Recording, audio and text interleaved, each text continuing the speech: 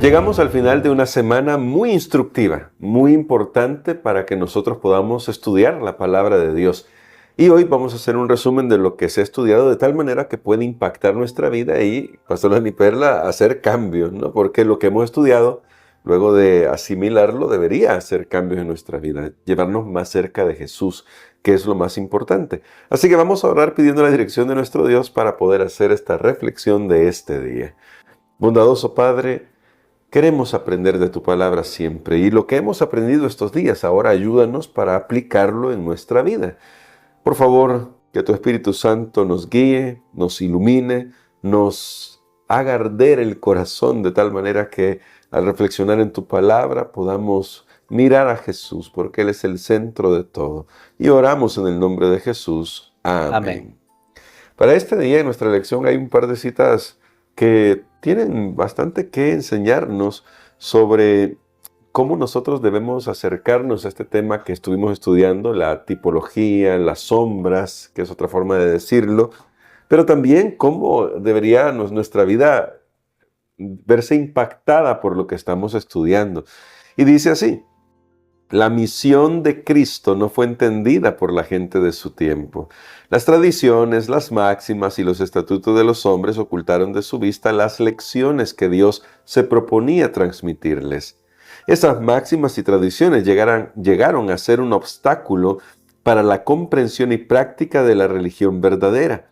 Y cuando vino la realidad en la persona de Cristo, no conocieron en Él el cumplimiento de todos sus símbolos, la sustancia de todas sus sombras. Rechazaron a Cristo, el ser a quien representaban sus ceremonias, y se aferraron a sus mismos símbolos e inútiles ceremonias. Voy a saltarme un poco la cita, la puede leer en la descripción. Y luego quiero leer esta parte. Esperaban que el Mesías probase sus aseveraciones por poderosos actos de conquista para establecer su imperio sobre las ruinas de los imperios terrenales. Cristo contestó a estas expectativas con la parábola del sembrador. No por la fuerza de las armas, no por violentas interposiciones había de prevalecer el reino de Dios, sino por la implantación de un nuevo principio en el corazón de los hombres. Y esta cita me llama la atención, pastor, porque me lleva a dos preguntas, bueno, una pregunta que abarca dos aspectos, y es lo siguiente: a veces, aún en nuestro tiempo, nuestras propias tradiciones nos ocultan la realidad de Cristo Jesús. Ya les pasó en el pasado, valga la redundancia, y todavía nos pasa a nosotros. Entonces, ¿cómo podemos cuidarnos de evitar que los símbolos, las sombras, nos oculten a Cristo de tal manera que no podamos reflejarlo como es el propósito de Dios, que reflejemos su carácter, siendo que ya se ha cumplido lo que se tiene que cumplir en Cristo, que lo reflejemos a Él para que el mundo lo conozca? El gran problema, creo que lo que vemos aquí es un asunto de expectativas. Ellos tenían expectativas terrenales y no lograron ver a ese nuevo conquistador, al Josué real, al verdadero, finalmente, a quien apuntaban todas las profecías y aún la vida del Josué histórico. Ellos tenían su vista empañada. ¿Por qué razón? Porque tenían expectativas falsas, expectativas solamente terrenales para este mundo. Y eso nos puede pasar a nosotros, porque muchas veces podemos pensar, bueno, según esta declaración que leímos, ¿y el cristianismo qué diferencia tiene con cualquier otro ismo que hay, cualquier otra filosofía que hay en este mundo? ¿Qué diferencia hace? Yo no veo que esté logrando algo. Pero entonces esta declaración nos dice, mira, cuidado, no te confundas. Sí. El hecho de que tú no ves que esté sucediendo algo, no significa que no está sucediendo algo. Voy a poner aquí una ilustración. Donde yo vivo, las personas comenzaron a sembrar sus arbolitos. Ahí en las aceras había un espacio para poder sembrar. Y uno veía ahí esas plantitas pequeñas que hasta hubo que ponerles ahí una cerquita, porque si alguien pues las pisoteaba, no las veía, o no las veía, simplemente destruía la planta. Pero después comenzaron a crecer, a crecer, a crecer, hasta que llegaron a convertirse algunas plantas según su especie en árboles que levantaron el cemento de la acera y bueno, luego tuvieron que pasar reparando. Y uno dice, ¿cómo una planta, por ejemplo, usted quiere arrancar así con su propia mano, ¿verdad? En la acera, usted quiere arrancar una cuneta, pues uno no tiene esa fuerza, aunque usted lo golpee, ¿verdad? No tiene esa fuerza. Pero ¿cómo una planta, cómo comenzó allí tan frágil y tan pequeña, pero de repente se convierte en un árbol y va destruyendo todo a su paso? Y sé que lo más interesante, a mí siempre me ha llamado esto la atención, como dijo alguien, observó por ahí y dijo, bueno, los árboles crecen y no hacen ruido. Yo no escucho ahí que se están estirando, que están creciendo, crujiendo ahí el tronco. No, nada. Simplemente van poco a poco, van creciendo imperceptiblemente para uno ese crecimiento, pero sí se logra ver el efecto, el resultado. Es lo mismo con el reino de Dios. Ahora el reino de Dios es el reino de la gracia y Él está obrando en los corazones de las personas, de los seres humanos, está transformando vidas que Satanás había mantenido en la opresión. Y Jesús, quien es el nuevo Josué, el conquistador, está dando victoria a esas personas que antes estaban en vicio, estaban perdidos, estaban en pecado. Eso es lo que hace el reino de Dios ahora, pero para eso nosotros necesitamos creer, necesitamos hacerlo a través de la fe, porque ahora Dios está trabajando, quitando, desarraigando, que el problema más grande que tenemos es en nuestra mente, quitando ese principio que Satanás ha puesto de egoísmo y poniendo ese principio de vida, de generosidad, de servicio. Eso fue lo que Jesús vino a hacer a esta tierra. Su iglesia, la iglesia cristiana, debe replicar esto también en su propia vida. Y eso me lleva justamente a este aspecto de lo que ya veíamos, las conquistas que son un tipo, en el caso de Josué, para la vida de la iglesia. Y a propósito de eso, tenemos esta cita muy interesante que dice, la iglesia necesita fieles Caleb y Josué, que estén prontos a aceptar la vida eterna con la única condición que Dios impone, la obediencia. Nuestras iglesias sufren por falta de obreros. Nuestro campo es el mundo. Necesitamos misioneros en las ciudades y los pueblos que están aún más subyugados por la idolatría que los paganos de Oriente, los cuales nunca vieron la luz de la verdad. El verdadero espíritu misionero ha abandonado a las iglesias que hacen profesión de manera tan exaltada. El amor por las almas y el deseo de llevarlas al regazo de Cristo ha dejado de brillar en sus corazones. Buscamos trabajadores honestos. Nadie responderá al clamor que se eleva de todos los rincones.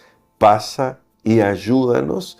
Y esto me lleva, pastor, a las batallas que estamos enfrentando. Ya no solo a nivel personal, pero que nos influyen, vamos a decirlo, sino esa guerra espiritual que estamos librando como pueblo de Dios.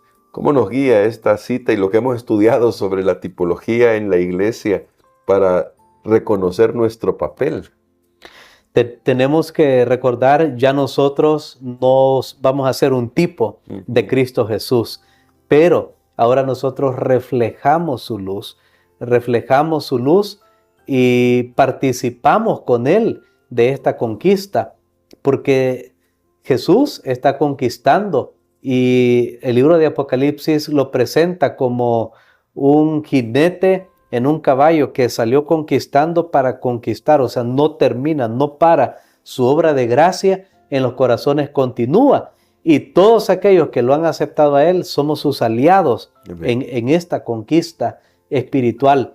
Por eso es que ahora nosotros, al igual que Josué, que Caleb, que todos esos hombres grandes que llamamos hombres de fe, héroes de fe del pasado, así como ellos lograron cumplir lo que Dios les había asignado, sus roles, incluso antes que Jesús viniera y ser una representación, que era un tipo de la obra que el Mesías iba a realizar en el futuro. Ahora nosotros podemos hacerlo por la gracia de Cristo Jesús, pero tenemos que levantarnos y darnos cuenta, tal vez hacernos la pregunta, ¿qué batallas son las que estamos peleando? Sí. Porque en esta vida Todos estamos en medio de una lucha, todos estamos en batalla, todos sentimos que la vida cuesta, es difícil muchas veces, pero la pregunta es, ¿en qué estamos gastando nuestras energías? Sí. ¿Solo en algo para este mundo que se va a quedar aquí o solo para nosotros mismos? Tenemos que pensarlo muy bien. Hay un personaje bíblico que es David, que él fue un guerrero tremendo. Un día, bueno, mientras todavía no recibía la corona y Saúl era el rey, aparentemente Dios se lo puso en sus manos.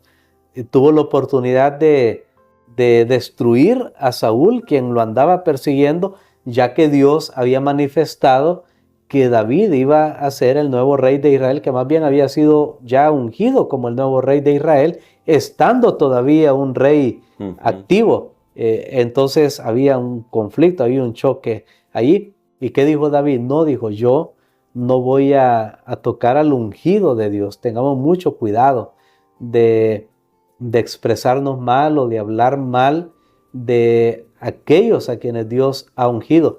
Porque algunos pueden llegar a pensar, bueno, mi batalla es pelear, es luchar contra el ungido del Señor.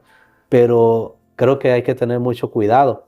Sin embargo, un día, este mismo rey David o este personaje, en ese momento todavía, mientras no recibía la corona, aunque ya había sido ungido, un día alguien le negó comida para él y para su ejército. Y David dijo, bueno, aquí sí voy a entrar en esta batalla y voy a ir a destruir a ese hombre, a Nabal.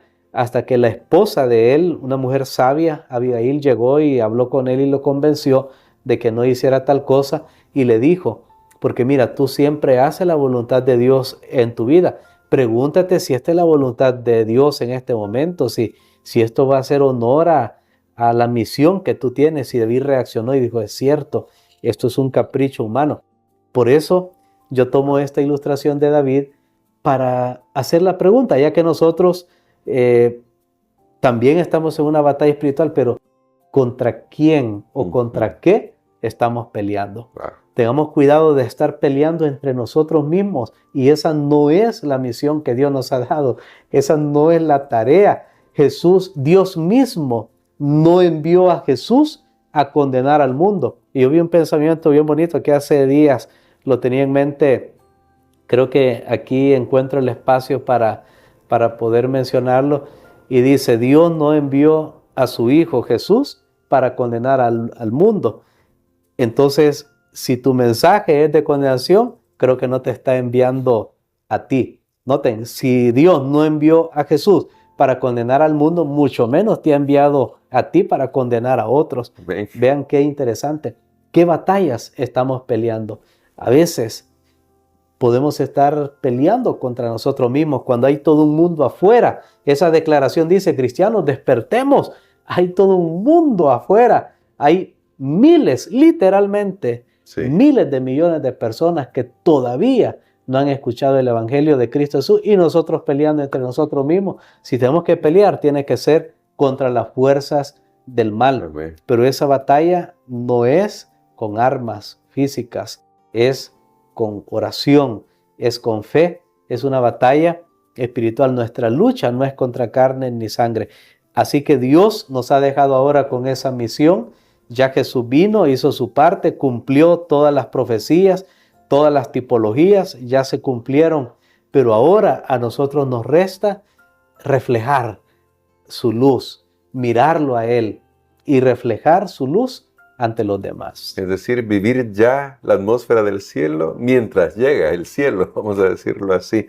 Así que queremos, pastor, que ore por nosotros, por eso, para que hoy comencemos a vivir como si ya estuviéramos en el cielo, porque de hecho ya tenemos la promesa garantizada en Jesús. Solo falta el momento en que se realizará, pero hoy tenemos que mostrarle al mundo cómo viven las personas que viven en la tierra prometida.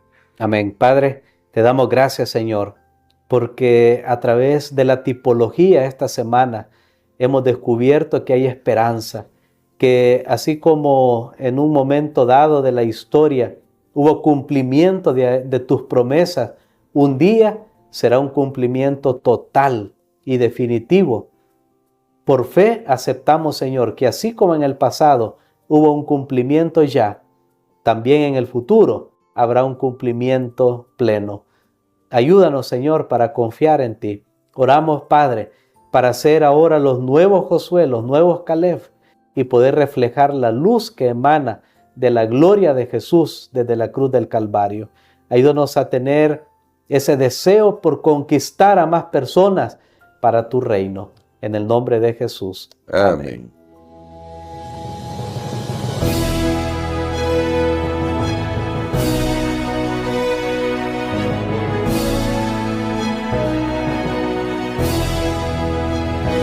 Me esforzaré y seré valiente, porque vas conmigo, nada temeré. Tú cumplirás todas tus promesas, porque eres fiel, la victoria me darás. Dame fe como Josué, dame fe para confiar que tú siempre vencerás mis batallas al final. Dame fe como Josué, dame fe para confiar que tú siempre vencerás mis batallas al final.